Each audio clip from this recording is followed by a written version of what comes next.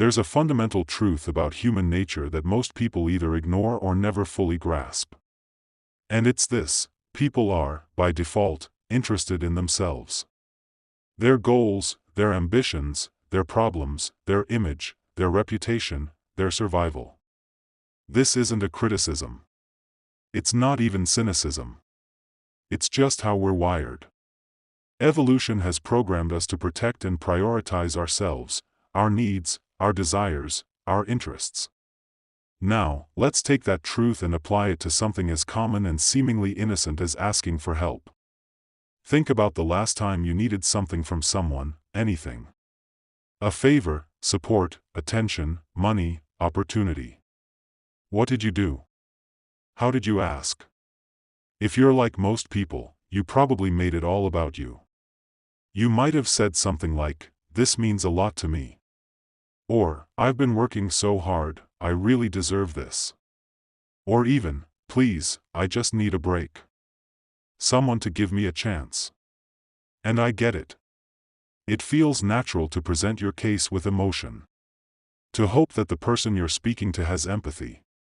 That they'll see your struggle and want to help out of the kindness of their heart.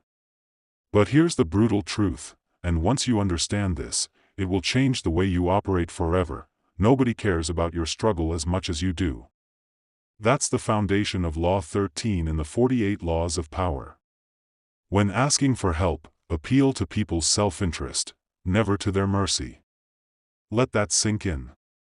This law isn't about manipulation for the sake of manipulation. It's about seeing the world clearly. Seeing people clearly. And understanding that if you want to get others to act on your behalf, you have to offer them something that matters to them. Not to you. To them. Let's take an example. Imagine a young entrepreneur approaching an investor. The entrepreneur is passionate. Fired up.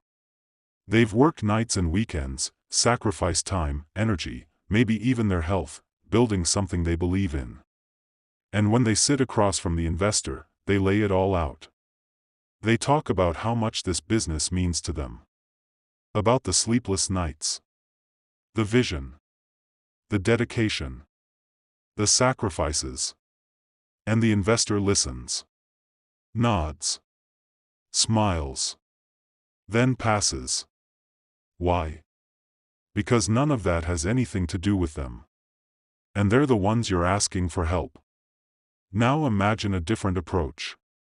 Same entrepreneur. Same investor. But this time, the pitch is different.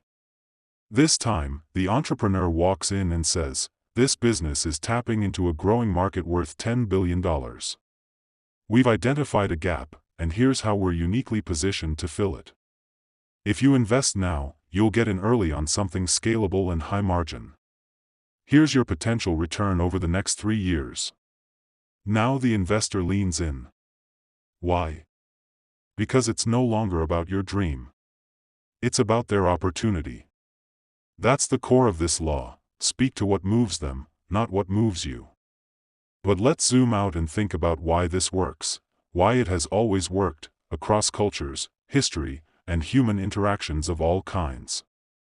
People are constantly filtering the world through a simple lens. What does this mean for me? When you approach someone and make a request, they're not evaluating it based on how noble or heartfelt it is. They're calculating, often unconsciously, is this worth my time? My energy?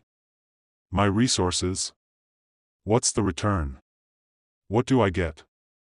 And that brings us to one of the most powerful tools in influence and persuasion, alignment of interest. If you can align your goal with their interest, you create a win-win situation. You create a reason for them to say yes that feels logical, not just emotional. Let me give you another example. Think about politics. When politicians want your vote, they don't say, "I've worked so hard and I really want this position. Please support me." That wouldn't move a single voter. No, they say, "Here's what I'm going to do for you. I'll lower your taxes. I'll bring jobs to your community. I'll protect your values." It's all about you. Your fears. Your hopes. your wallet, your family. And whether or not they follow through, well, that's another story. But the messaging? It's pure law 13. This principle applies to leadership, sales, relationships, negotiations, everywhere. Take relationships. You might want someone to support you emotionally, but if you constantly frame your needs as your needs, I need you to listen to me more, I need this, I need that, you might get some sympathy, but it won't last. Over time, it can even push people away. Now flip it. Show how listening, connecting, growing together actually improves their experience, too. That their own happiness and security increases when yours does. When you demonstrate mutual benefit, you create real, lasting influence. You see, appealing to self-interest isn't selfish, it's strategic.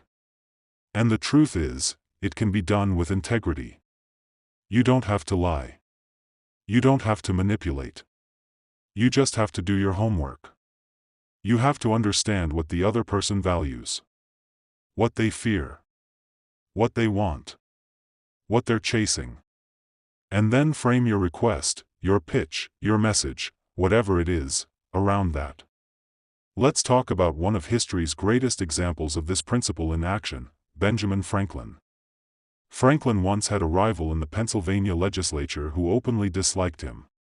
Most people would have either ignored the man or tried to win him over with flattery or kindness. Franklin, being a master strategist, took a different route. He discovered that this rival owned a rare book. So Franklin politely asked if he could borrow it. The man, flattered that someone so brilliant wanted to read one of his books, agreed. Franklin returned it a few days later with a warm note of thanks. From that point on, the man became one of Franklin's allies. Why? Because Franklin had appealed to his ego, his self-interest. He made the man feel important, respected. He didn't ask for support. He gave him a reason to want to support him. And this brings us to a deeper level of this law, something subtle, but incredibly powerful. People don't just act in their own interest, they act in line with their identity. So, if you want someone's help, you don't just say, "This will benefit you." You say, "This is the kind of thing someone like you would naturally support." You appeal not just to their wallet or their schedule, but to their sense of self. Their story. You say, "You're a person who values fairness, right? You've always believed in innovation. This aligns with the legacy you're building."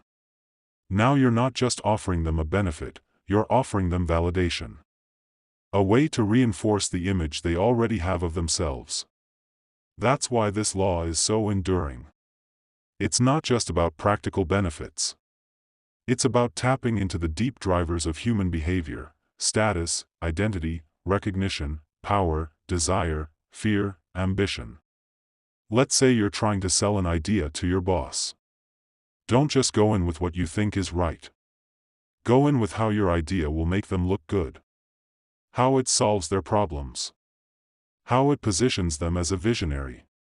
You want them to leave the room thinking, "Damn, I'm smart for backing that." That's the game.